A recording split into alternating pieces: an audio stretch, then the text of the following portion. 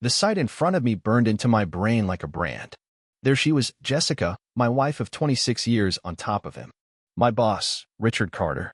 Half-dressed, tangled in hotel sheets, her nails dragging down his chest as she whispered something in his ear. She gasped when she saw me. Ethan. I didn't hear the rest. My ears were ringing. My hands curled into fists. The hotel key card was still in my grip, the one I just swiped to step inside. My heart pounded so hard it felt like my ribs would crack. Richard scrambled, reaching for his pants like some guilty teenager caught sneaking out. Jessica, though? She just sat there, clutching the sheet to her chest, her eyes darting between me and him, calculating. Not ashamed. Not even guilty. Just caught. And in that moment, something inside me snapped. Jessica's eyes locked onto mine, widening just a fraction before she composed herself. I expected panic, maybe tears, some desperate attempt to explain this away. But instead, she scoffed. You're not supposed to be here, she said, pulling the sheet around her like I was the one intruding. Not sorry. Not guilty. Just annoyed. Richard, still fumbling with his belt, looked at me with a mix of terror and arrogance. Ethan, listen. I lunged. He barely had time to react before my fist collided with his jaw, sending him sprawling back onto the bed, the same bed my wife had been sharing with him. He groaned, clutching his face. Jessica shrieked, jumping up and shoving me back with surprising strength. Are you crazy? I stared at her, breath heaving. Am I? Are you serious right now? She rolled her eyes. Rolled her damn eyes. It's not what it looks like. I laughed, a sharp, humorless sound. Oh, really?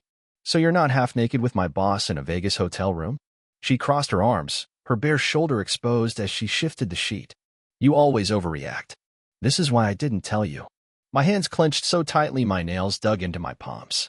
Tell me what, Jessica? She sighed, like she was explaining something to a child. Richard and I have chemistry, okay? Something you and I lost a long time ago. I deserve to be happy. I felt like I'd been punched in the gut.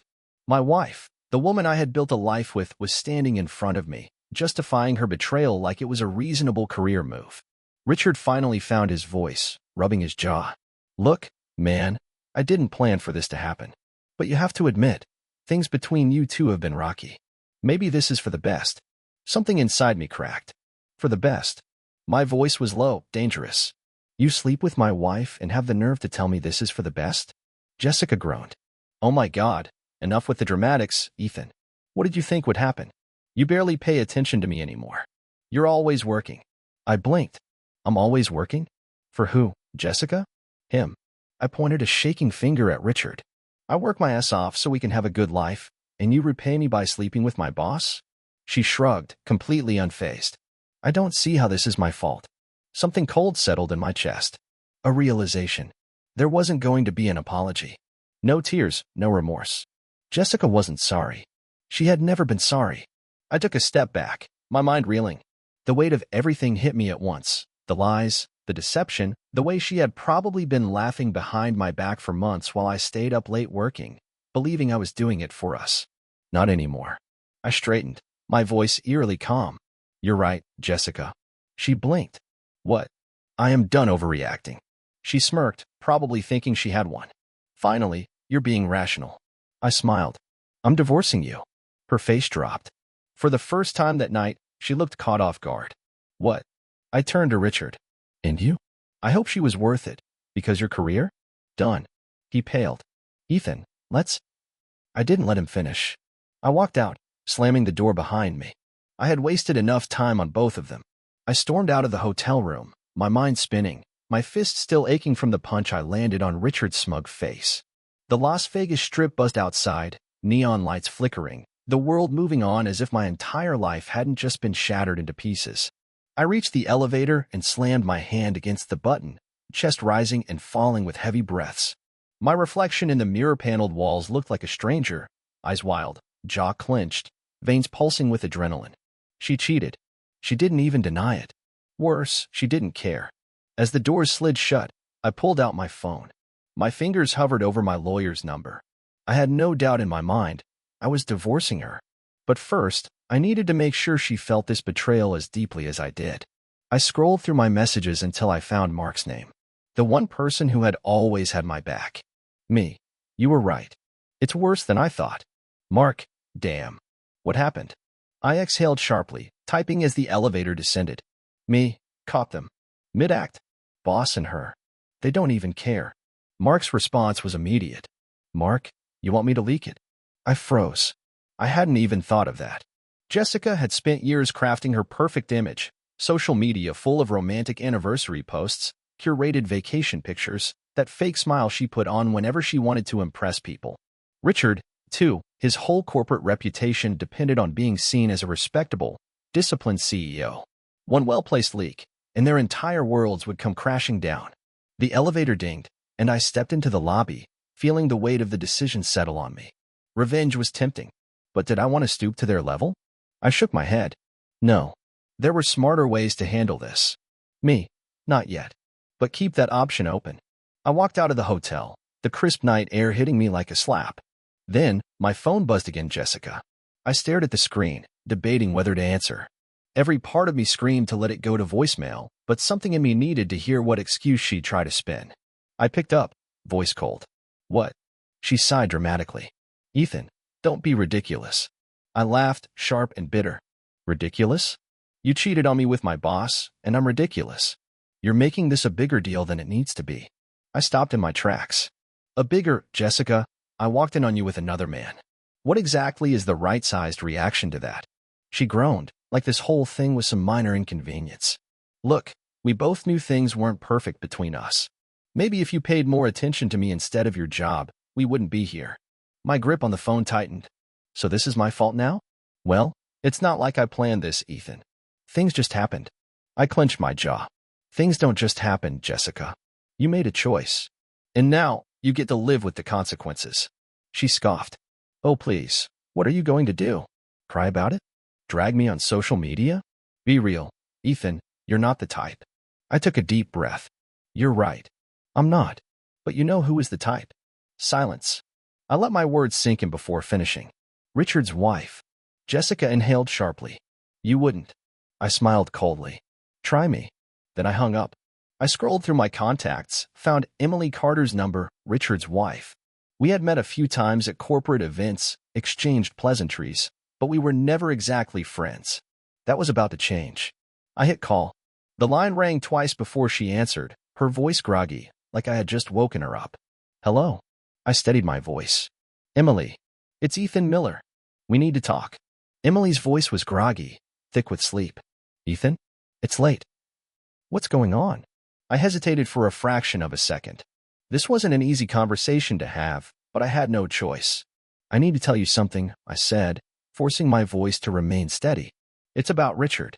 There was a pause, and then she sighed, already sounding tired of whatever she thought I was about to say. What is it this time? That caught me off guard. This time. She let out a humorless chuckle.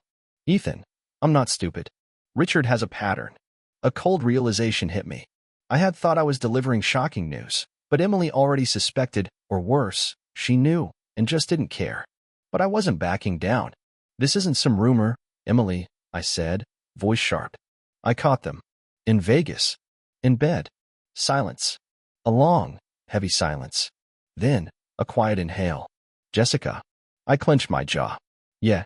Emily exhaled, long and slow. When she spoke again, her voice was eerily calm. I knew he was a liar. But your wife. Guess we were both played. She was silent again, but I could hear something shifting in the background. Maybe she was getting out of bed, pacing, processing. Then she said something that caught me off guard. I want to meet. In person. That wasn't what I expected. When? Tomorrow, she said without hesitation. I'll fly out first thing. You free for lunch? I almost laughed at how casual she made it sound. Yeah. I'll text you the location. Good. She hesitated. And Ethan? Yeah. A sharp edge entered her voice. Don't do anything stupid before then. The call ended. I stared at my phone for a long moment, processing. I had expected yelling, crying, maybe denial. But not this. Emily was planning something. I could feel it. And I was all in. I barely slept. By the time I got to the restaurant, Emily was already there, sipping on black coffee like this was just another Tuesday. She was dressed sharp, expensive blazer, heels that could break bones if she kicked hard enough. But her eyes? Cold. Calculating. Ethan. She nodded as I sat down. Emily. For a moment, neither of us spoke. We just studied each other, both knowing we were about to change the game completely. Then she placed her phone on the table and looked me dead in the eye. I want him ruined. I exhaled. We're on the same page. She leaned forward slightly, her expression unreadable. Here's what we're going to do. And as she started talking, laying out a plan far worse than anything I had imagined, I realized something. Jessica and Richard thought they were playing us. But now, it was our turn. Emily's voice was low, steady. Every word was calculated. We don't just expose them, she said, stirring her coffee like we were discussing weekend plans instead of ruining two people's lives. We make sure they can't recover. I nodded slowly, letting her words sink in. I'm listening. She placed her phone on the table, screen down, and folded her hands. Richard has skeletons. More than just an affair. He's been mismanaging company funds. It's not public, yet. My brows lifted slightly. That was serious. And you know this how? Her lips curved into a knowing smile. I've been married to the bastard for 12 years, Ethan. You think I haven't been keeping records? I leaned back in my chair, processing. This wasn't just revenge anymore. This was war. What's your angle? I asked. Divorce. She let out a dry laugh. Eventually. But not before I take everything he cares about. She sipped her coffee, watching me. And you? My answer was immediate. I'm done with Jessica. But she's not just going to walk away clean. Emily tilted her head. She cares about her image. A scandal would wreck her. I nodded. And I'm more than happy to make that happen. Her smile widened. Then let's get to work. We spent the next 2 hours strategizing. Emily wasn't just smart, she was ruthless. We set a date. Richard's company was hosting a massive charity gala in 3 days. Dozens of corporate elites, reporters, even some politicians would be there. It was supposed to be his perfect night. Instead, it was going to be his downfall. Emily already had bank statements, emails, and hidden transactions that proved Richard had been funneling company money into business expenses that didn't exist. Fraud charges, she said, sliding a folder across the table. This alone would sink him. I flipped through the documents, impressed. And Jessica? Emily smirked. You ever heard of an anonymous tip-off to a gossip site? I laughed. Oh, I like where this is going. We split up. Emily went back to her lawyers, preparing her divorce case quietly while still playing the perfect wife in public. I focused on Jessica. I needed her to feel comfortable, to think she had one. So I called her. The moment she answered, her voice was smug. Changed your mind already? I gritted my teeth but kept my tone even. Let's talk. Silence, then a chuckle. Oh, feeling regretful? I clenched my fist. Let's just meet. In person. She thought she had me. That was exactly what I needed. Jessica had no idea the storm that was coming. Jessica arrived at the cafe 15 minutes late, wearing a smug expression like she had already won. She had always been good at faking innocence, but now, after everything, I saw right through her. She sat across from me, casually flipping her hair, her wedding ring still on her finger, as if the past few days hadn't changed everything. I kept my expression neutral, letting her think I was uncertain, still processing, still vulnerable. That's what she wanted. That's what she expected. She leaned in slightly, lowering her voice as if we were sharing some secret. I knew you'd come around, she said, stirring the sugar into her coffee with an irritating slowness. You just needed time. Time. That was rich, coming from someone who hadn't even hesitated before betraying me. I forced myself to nod, playing along. The real game had already started, and she didn't even know she was a pawn. You hurt me, Jessica. My voice was quiet, careful, laced with just enough emotion to be believable. I never thought you would do something like this. She sighed, giving me the well-rehearsed look of disappointment, as if I had failed her. Ethan, we both know things weren't perfect. I needed more. Richard gave me that. The audacity of it almost made me laugh. She wasn't even pretending to regret it. No apologies, no remorse, just justification. She truly believed she was owed this, that her happiness mattered more than loyalty, more than respect, more than the life we had built together. I looked away, just enough to sell the act of a conflicted husband. I just don't understand, I muttered, shaking my head. You said you loved me. Jessica reached across the table, her fingers brushing mine like she thought she could still manipulate me. I did, she said, voice soft, rehearsed. I still do, in a way. But I had to follow my heart. That was it. The final piece of the puzzle. She wasn't sorry. She never would be. I pulled my hand away, just slightly, enough for her to notice, but not enough to cause a scene. So what now? I asked, keeping my voice steady. You just move on? With him. She sighed dramatically, as if this was exhausting for her. Ethan, I didn't want you to find out this way, but what's done is done. We can be adults about this. Adults. Like sneaking around, lying, and humiliating me was a mature decision. I nodded slowly, as if I was accepting it. She relaxed, smiling slightly, convinced that I was rolling over like she wanted. But in reality, I was watching the clock, counting down the hours until the gala. Jessica thought she was getting away with it. She had no idea she was walking straight into the fire. The night of the gala arrived faster than expected.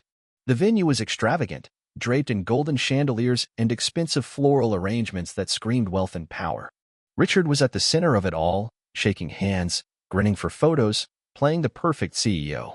Jessica stood beside him, dressed in an elegant red gown that hugged her in all the right places, the kind of dress she used to wear for me. Now, she wore it for him.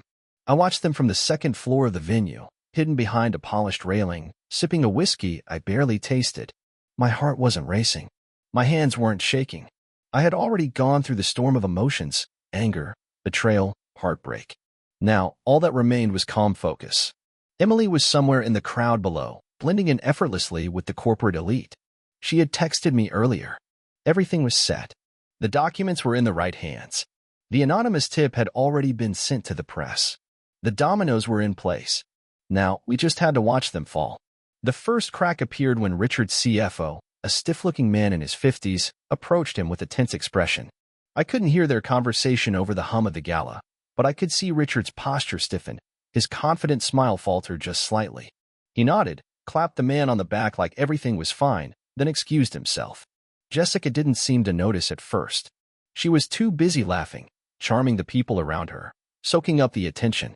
But as the minutes passed, her gaze flicked around the room, searching for Richard, confusion creeping onto her face. And then it happened. A man in a dark suit approached the microphone at the front of the ballroom. The hum of conversation quieted as he tapped it twice, his voice cutting through the air. Ladies and gentlemen, I apologize for the interruption, but I have an urgent matter to address. I leaned forward slightly, watching as Richard reappeared from the side of the room, his face pale, his jaw tight. He knew. He knew what was coming. There have been recent discoveries regarding financial misconduct within this organization, the man continued, his voice crisp, professional. Several concerning transactions have come to light, and as of this evening, an official investigation has been launched. A murmur rippled through the crowd. Eyes turned to Richard. His hands clenched into fists at his sides. Jessica's smile was completely gone now, replaced with wide-eyed panic. Emily stepped forward then, her timing impeccable. Richard, darling, she called sweetly, her voice carrying across the room. Would you care to explain? Silence. A heavy, suffocating silence. Richard turned to her, his mouth opening, but nothing came out. He was cornered. Jessica took a step toward him, confusion still etched into her features. Richard, what is he talking about? He didn't answer. He couldn't. And then the final blow. A reporter, one of the many that had been subtly tipped off earlier in the day, called out from the crowd. And what about the affair, Mr. Calloway? Dead silence. Jessica froze. The room shifted. People whispered, eyes darting between Richard and his so-called loyal wife. Emily smiled, slow and victorious. Oh, didn't you hear? Richard and my dear friend Jessica have been conducting their own business meetings in Vegas. She sighed dramatically. Such a shame. I was under the impression that this was a charity event, not a scandal unveiling. Jessica snapped. That's a lie. Her voice cut through the air, sharp, panicked. You don't have proof of that. I decided it was time to step in. I took the stairs down slowly, deliberately, making sure every step echoed in the quiet room. When I reached the center of the floor, I pulled out my phone, tapped the screen a few times, and turned it around. A photo. Clear, incriminating. Jessica and Richard, tangled together in a hotel bed, completely unaware of the camera capturing their betrayal. Jessica stumbled back, as if I had physically struck her. Richard's face twisted into something ugly, his mask completely gone now. You set me up, he hissed, eyes darting between me and Emily. Emily tilted her head. Oh, sweetheart. You set yourself up. The press surged forward, cameras flashing, questions firing from every direction. The carefully crafted image Richard had spent years building shattered in an instant. Security had to escort him out. Jessica, humiliated, tried to slip away unnoticed, but the whispers followed her. People knew now. She would never escape it. I watched her go, feeling nothing. No regret, no sadness, not even anger anymore. Just satisfaction. This was checkmate. And we had one. Jessica moved through the crowd like a cornered animal, eyes darting wildly for an exit, a lifeline, anything to escape the sinking ship she had so eagerly boarded. But there was nowhere to go. Every whispered conversation, every turned head, every camera flash, they were all on her now. Richard was done for. That much was obvious. Security had practically dragged him out, his protests drowned by the murmurs of scandal and disgrace. The man who had built his empire on charm and deception had finally met a lie too big to spin his way out of. And Jessica? She was alone. I could see it in the way her chest rose and fell too quickly, the way her hands trembled as she clutched the folds of that expensive red dress. For the first time since this all started, she wasn't in control. I followed her, slowly, deliberately. She knew I was there. I could tell by the way she stiffened, the way she refused to turn around. Leaving so soon? My voice was casual, almost amused. She flinched, just slightly, before schooling her features into something that was supposed to resemble confidence. She turned, chin lifted, eyes flashing with something desperate. You planned this, she accused, voice sharp but shaking. You set me up. I tilted my head, feigning curiosity. You mean I caught you in the act and made sure the world saw who you really are? A slow smile. Yeah, I did. Her lips parted, but no words came out. The usual quick comebacks, the manipulations, the little games she played so well, they weren't working now. Because she had already lost. You don't understand, Ethan, she finally managed, voice dropping to something softer, pleading. I didn't, this isn't. Save it, I cut her off, my patience gone. You had plenty of chances to tell the truth. Instead, you lied. Again and again. And the best part? You actually thought you'd get away with it. Her eyes darted past me, like she was searching for someone, Richard, maybe, or some other fool she could latch onto. But there was no one left. Just me. And I wasn't buying it anymore. You don't get to play the victim, Jessica, I said, stepping closer. You made your choice. Over and over. And now, I gestured to the crowd behind me, the murmurs, the judgment. Now you get to live with it. For a second, just a second, I saw something crack in her expression. A flicker of realization, of panic. She thought she could fix this. She thought she could talk her way out, spin another lie, flash another practice smile. But not this time. This time, there was nothing left to save. You think this makes you better than me? She spat suddenly, anger flaring in her eyes, grasping at the last bit of control she had. You think this makes you some kind of hero? You're pathetic, Ethan. You couldn't satisfy me. You couldn't keep me. And now you're just, what? Gloating. I laughed. Actually laughed. No, Jessica. I'm finally done. Her mouth opened, but I didn't give her the chance to speak again. I walked away. And this time, I wasn't looking back. I stepped out of the venue and into the crisp night air, inhaling deeply. The weight that had been pressing against my chest for months, maybe even years, was gone. Emily leaned against a sleek black car near the curb, arms crossed, watching me with an amused expression. That was fun, she said. I shook my head, chuckling under my breath. You really enjoyed that, didn't you? She shrugged. Watching a cheating scumbag get taken down? Yeah, I'd say it was a good night. I exhaled, rolling my shoulders. The adrenaline was still fading, the reality of it all settling in. Jessica was out of my life. For good. Richard was finished, and whatever mess he had left behind would be someone else's problem now.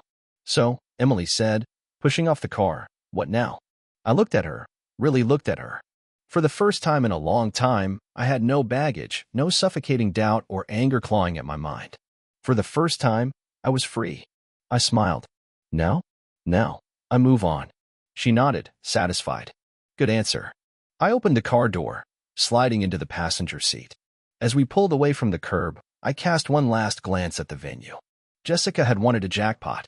She thought she had hit the ultimate prize. Instead, she lost everything. And I had finally won. This was the real jackpot.